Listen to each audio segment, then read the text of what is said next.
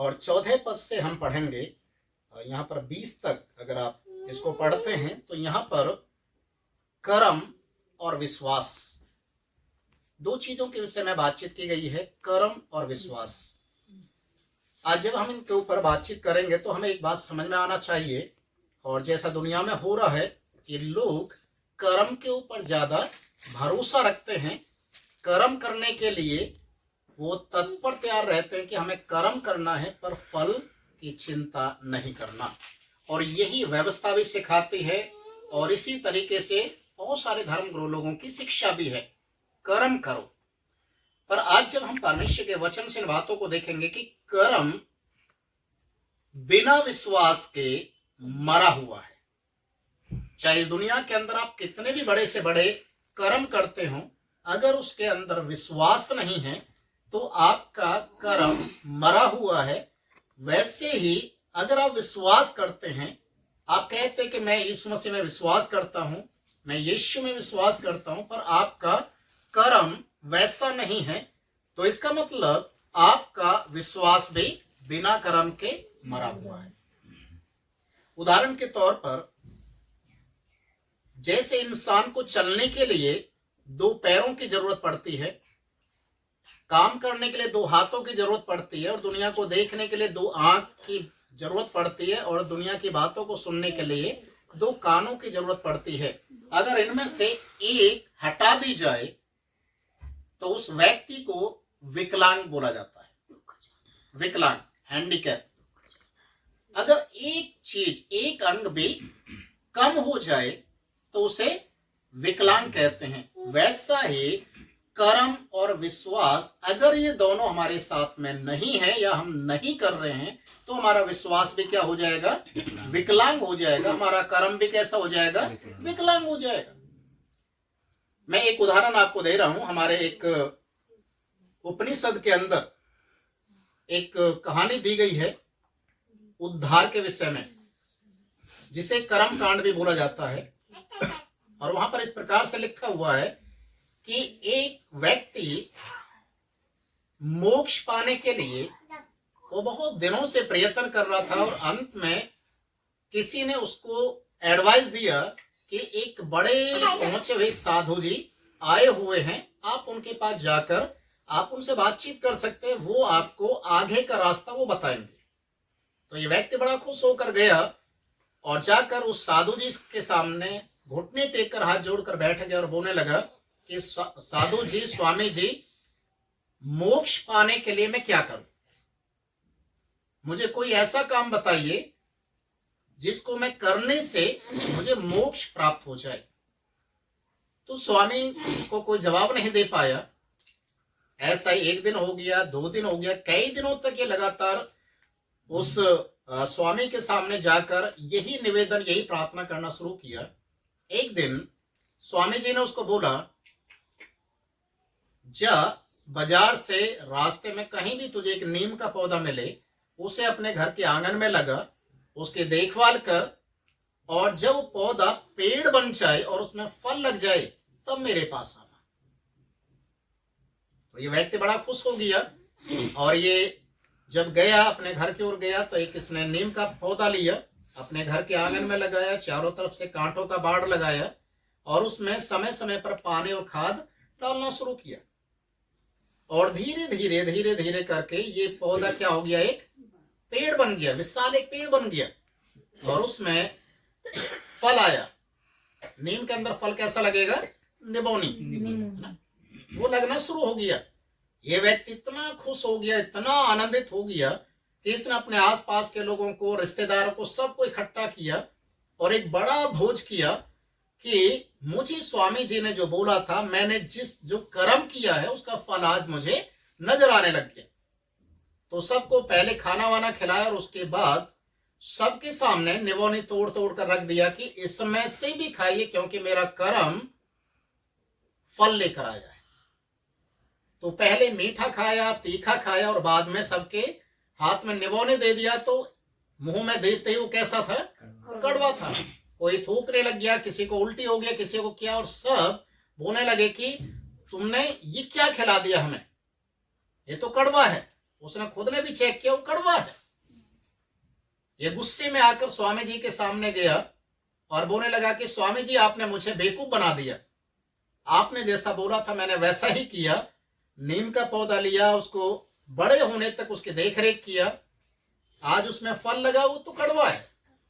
तो स्वामी जी ने बोला कर्म करो, फल की चिंता मत करो, फल आएगा आएगा। तो ये दोबारा गया और अब उस नीम के पौधे के अंदर मीठा पानी करके गुड़ से मिलाकर, गुड़ डालकर पानी में मीठा कर करके उस पानी को उस पेड़ के अंदर डालना शुरू किया। बच्चों को उसके नजदीक नहीं आने दिया, जानवरों को उसके नजदीक नहीं आने दिया। अब अगला समय जब आया, सीजन आया फल का, तो अब इसको 100% क्या हो गया, श्योरिटी हो गया, अब फल मीठा होगा। इसने फिर तोड़ा, खुद ने चेक किया तो ये अभी भी क्या था, कड़वा था।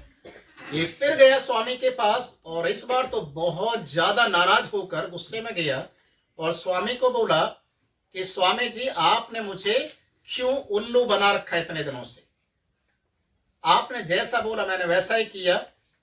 जब मीठा फल नहीं लगा, मैंने उसमें मीठा पानी करके गुड़ मिला के, चीनी मिला के उस पानी को मीठा करके डाला, अभी भी फल मीठा नहीं है। तो स्वामी जी उसकी ओर मुस्कुराकर बोलने लगे, बेटा, मोक्ष पाना इतना आसान होता तो मैं अपना घर परिवार, दुनिया की सारी ऐश और आराम को छोड़कर एक साधु सन्यासी बनकर मैं क्यों घूमता। जब मुझे उद्धार नहीं मिला, तुझे कहां से मिलेगा। और दूसरा उसने एक और बात बताया, जैसे नीम की पहचान उसके कड़वेपन से होती है, मनुष्य की पहचान भी उसके पापी मन से होती है। ये एक सच्चाई है। आप किसी भी धर्म ग्रंथों को आप खोल कर देखिए, कहीं भी उद्धार के विषय में है ही नहीं।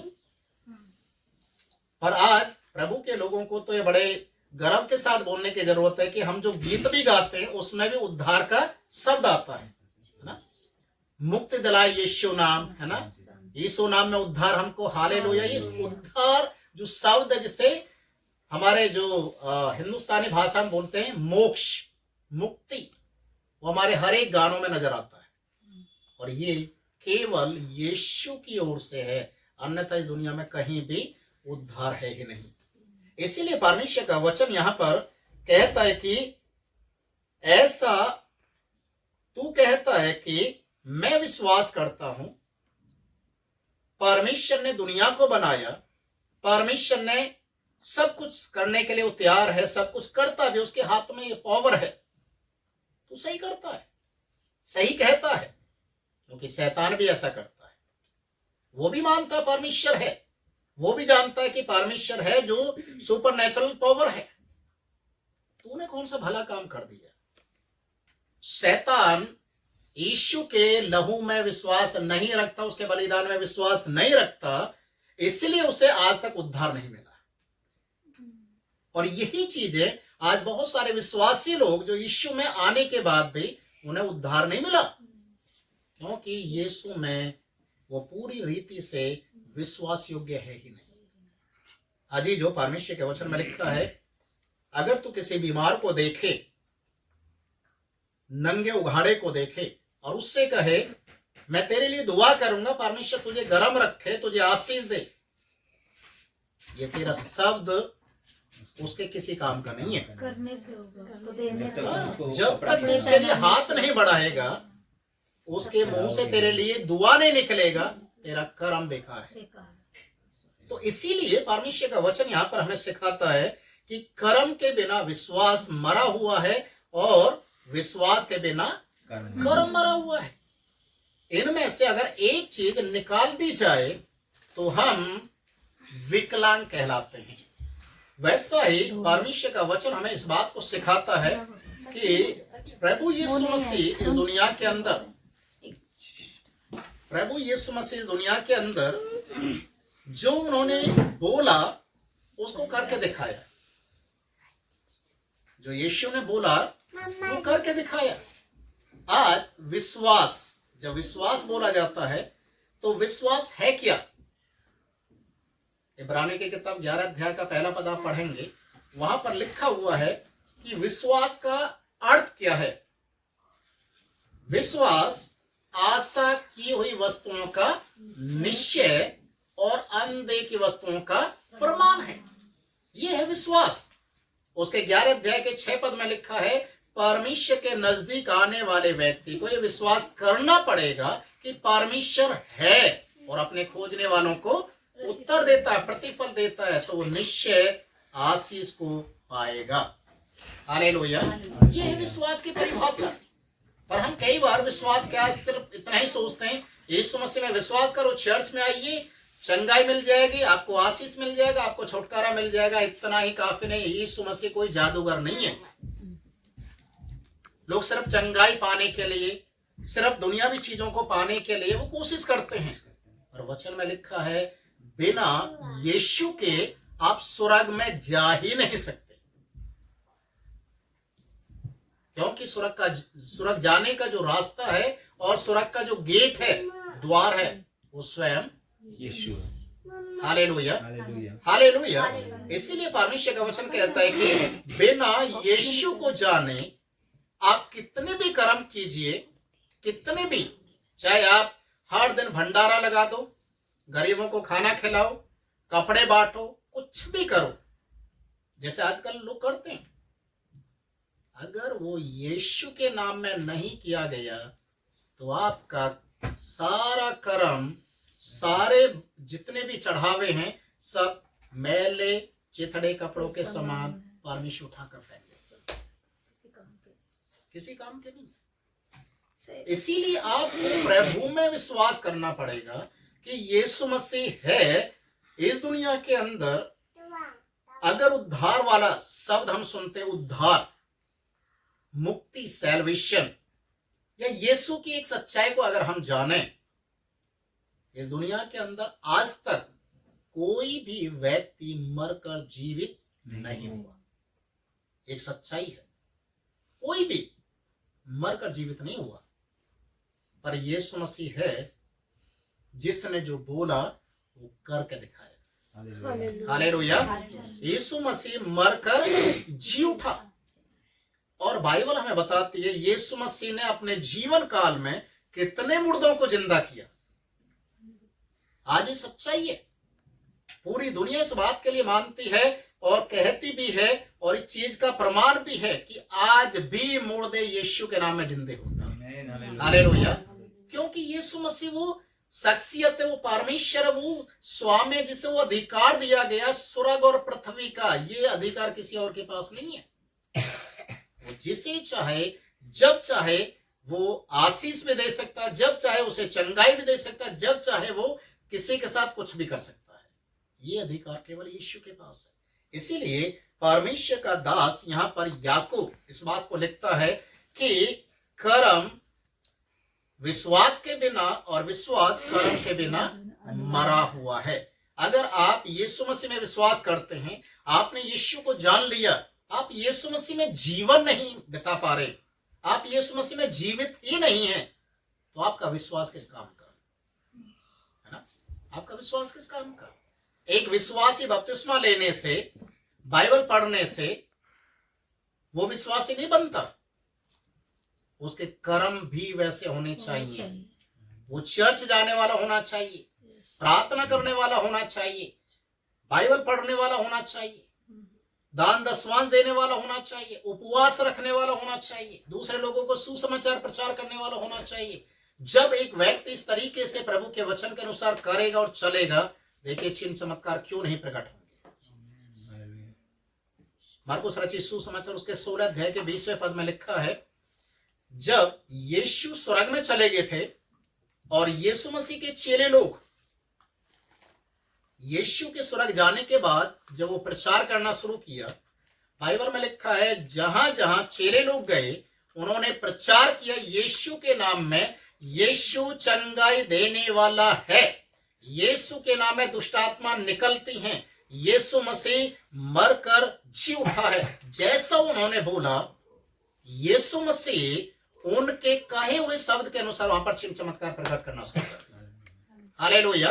और इस बात से ये प्रमाणित हो गया कि यीशु मसीह अपने चेले लोगों के साथ, वचन प्रचार करने वाले लोगों के साथ अद्भुत चमत्कार करते हुए जा रहे थे, और इससे यह प्रमाणित हो रहा था कि यीशु मसीह आज भी जीवित है। हालेलुया। इसीलिए आपका जो कर्म वो विश्वास से भरा हुआ होना चाहिए। कई बार प्रभु यीशु मसीह ने अपने जीवन काल के अंदर इस बात को बोला, जरूरी नहीं है आपके पास बड़ा एक विश्वास हो, एक राई के दाने के समान विश्वास भी होगा तो भी तुम बड़े कामों को देख सकते हो, पहाड़ों को भी ढा सकते हो। आपको केवल प्रभु पर विश्वास करना है और वचन को अपने जीवन में लेते हुए आपको यीशु के साथ जीवन को जीना है। और जब आप ऐसा करेंगे तो प्रभु आपकी अगुवाई करेगा। आपका कर्म, देखिए पौलुस के विषय में ऐसा लिखा है, जब पौलुस यीशु मसीह को जान गया तो वो पीछे फिर के नहीं देखा, वो आगे की ओर बढ़ते गया। और जब आगे बढ़ा तो उसने पीछे जो चीजों को छोड़ दिया था, उनके लिए वो कहता है कि मैंने जो चीजें रह गई हैं उन सब को छोड़ते हुए आगे की ओर बढ़ रहा हूं, क्योंकि जो चीजें मेरे फायदे के लिए थी वही मेरे लिए कूड़ा, मैंने उनको समझ लिया, मैंने उनको छोड़ दिया। प्रभु मुझे आगे की ओर बढ़ा रहा है। पौलुस कहता है कि मसीह यीशु में आप एक नई सृष्टि हैं। जब आप नई सृष्टि हैं, आपने पुरानी बातों को छोड़ दिया, त्याग दिया, और आज भी आपके अंदर, आज भी विश्वासी लोगों के अंदर में पुरानी चीजें, पुराने ख्यालात, पुराने विचार बने हुए हैं, तो आप किसके विश्वासी हैं? आपका विश्वास है क्या? आज बहुत सारे लोग संडे के दिन घर में सोते हैं, चर्च में आते नहीं हैं। किस चीज का विश्वास है? बहुत सारी चीजें हैं। जब आप बाइबल के अनुसार आप देखेंगे, बाइबल के अनुसार इन चीजों को समझेंगे, तब आपको समझ में आएगा कि आपका विश्वास कर्म के बिना अधूरा है। विकलांग बनकर आप कभी भी उस रेस को पार नहीं कर पाएंगे जो रेस इस दुनिया के अंदर हर एक व्यक्ति दौड़ रहा है, जिस रेस में पौलुस भी कहता है मैं भी दौड़ रहा हूं, पर मैं उस इनाम को पाने के लिए दौड़ रहा हूं। हालेलुया। वो इनाम को पाना है, उस लक्ष्य तक पहुंचना है जो यीशु मसीह ने रख छोड़ा है, जीवन का मुकुट। हर एक विश्वासी को चलना है। जब हम प्रभु में पूरी ईमानदारी और खराई के साथ चलते हैं तो प्रभु हमारे विश्वास की सराहना करता है और कहता है, हे मेरे धन्य बेटा और बेटी, तूने मेरे साथ वो किया। जब मैं बंदी गृह में था तू मुझसे मिलने आया, जब मैं बीमार था तू मेरी देख रेख करने के लिए आया, जब मैं भूखा था तूने मुझे खाना दिया, जब मैं बिना कपड़े का तूने मुझे कपड़े दिए। उस समय लोग बोलेंगे प्रभु आपको कब देखा, कब देखा इस हालत में? तो यीशु मसीह बोलेगा, ये मेरे जितने भी छोटे से छोटे जो भाई और बहन हैं जो मेरी सेवा के लिए खड़े हैं, उनके साथ जो किया वो मेरे साथ। हालेलुया। हालेलुया। ये है आपका कर्म। इसको कर्म के साथ गिना जाता है। आप प्रभु में होकर जो कर्म करते हैं, यहाँ तक कि एक गिलास पानी भी अगर आप दे रहे हैं कि ये प्रभु का जन है, ये प्रभु का व्यक्ति है, ये प्रभु के नाम के लिए है, तो वो चाहे कुरनेलियुस का घर हो, स्वर्गदूत आकर बोलेगा तेरे दान स्वर्ग में पहुंच गए, तेरी प्रार्थना स्वर्ग तक पहुंच गई। जबकि कुरनेलियुस अन्यजाति था। प्रभु का वचन कहता है एक गिलास पानी देने से भी तुम उसका प्रतिफल खोगे नहीं, तुम्हें मिलेगा, यहाँ भी मिलेगा और वहां भी मिलेगा। हालेलुया। तो इसलिए आपका जो कर्म, विश्वास आपका भरा हुआ होना, मजबूत होना है और कर्म से लदा हुआ होना चाहिए। और उसके बाद देखिए, दुनिया की सारी चीजें एक तरफ और प्रभु का वचन एक तरफ। जो आप प्रभु में आप जीवन को बिताना शुरू करेंगे, प्रभु के साथ चलेंगे, मत्ती उसके 6:33 में जैसा लिखा, तो सारी चीजें परमेश्वर तुम्हें देगा, वो देगा, उसमें कोई दोहराया नहीं है, वो देगा। और आप कितने सच्चाई के साथ और खराई के साथ चल रहे हैं, ये आपके ऊपर निर्भर करता है। लोग आपको शायद अवार्ड दें या ना दें, और वो जो ऊपर बैठा हुआ है वो सब कुछ देना जानता है। हालेलुया। इसीलिए अपने कर्मों को, जो परमेश्वर के वचन के अनुसार हमारे कर्म हैं, उनको करने में कभी भी हिचकिचाए नहीं। आगे बढ़ चढ़कर हिस्सा लें और अपने विश्वास में बने रहें। ये दोनों चीजें हैं जो दो पहिए के समान है, दो पैरों के समान है, जो आपको स्वर्ग तक लेकर जाएगी। हालेलुया। आइए प्रभु इस वचन से ना